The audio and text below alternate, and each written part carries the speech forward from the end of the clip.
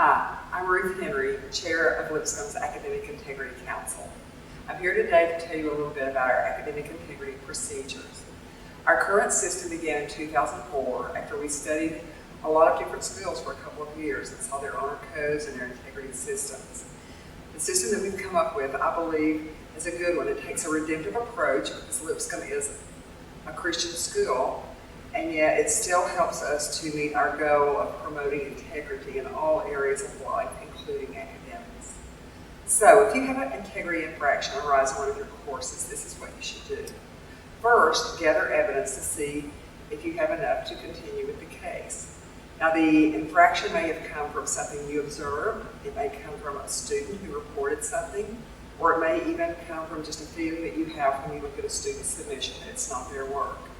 But first, just gather evidence and see if you have enough to continue. If you feel that you have a strong case, the next step is to call the student in and to print the academic integrity disposition forms from the Academic Integrity website. This is a two-page document. The first page will let you, the teacher, tell what the infraction was, whether it was test cheating or whether it was plagiarism or perhaps unauthorized collaboration. So it will tell you, it will tell what the infraction was. It will also tell the sanction that you choose to impose on the student. It can be anything from deducting 10 points from the test to total 0 on the test to even failing the class. That is up to you. So students is the second page of the form, and the student has the place to sign it and either appeal the decision or to accept the penalty. Once the forms are signed, your next step is to send those through the proper channels to me. It will go through your department chair, then through your dean, and then to me. When I receive those, I will look, and if it's a first offense, I will just put it on a spreadsheet in my office, file the papers in my filing cabinet, and that is the end of the road unless they have a second offense at some point in your course or in another one. If it is not their first offense, that will be a different situation we'll talk about later.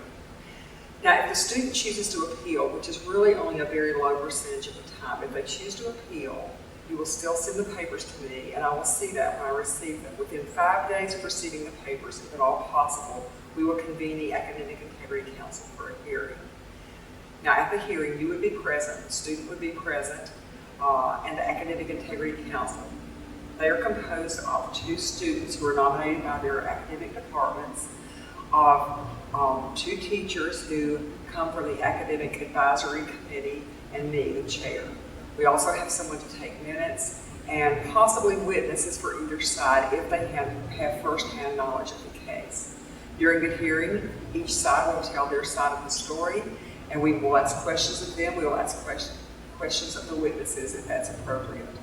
When we're satisfied that all the information has been gathered, you and the student and the witnesses will be dismissed, and the Integrity Council will decide the case. They will either decide in favor of upholding the teacher's decision or perhaps overturning the teacher's decision.